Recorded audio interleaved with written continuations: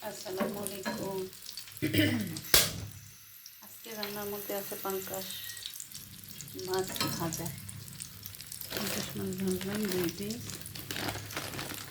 শুধু বাচ্চারা খায়, আমরা খাই না পাঙ্কাশটা। পাঙ্কাশ মাছ ভাজলাম 2 পিস আর আমাদের জন্য রান্না করেছি।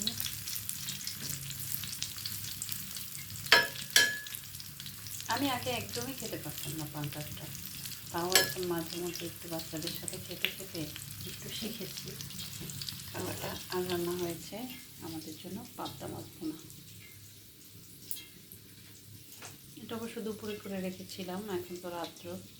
দুপুরে করেছি, সবাই খেয়েছি আলহামদুলিল্লাহ।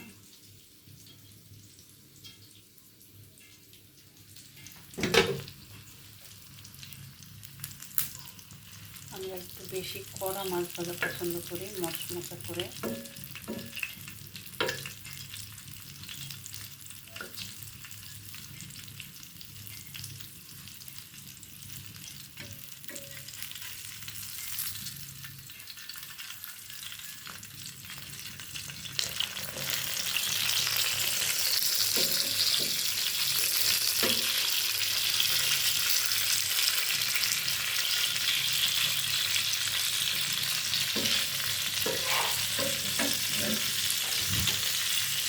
শেষ হয়ে গেছে মাছ ভাজা, তরকারি সবটাই।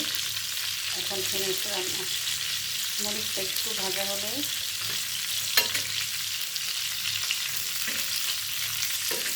হয়ে যাবে, রাট অফ করে দেবো। এই তাপেই হয়ে যাবে, মরিচটা লাল হয়ে যাবে।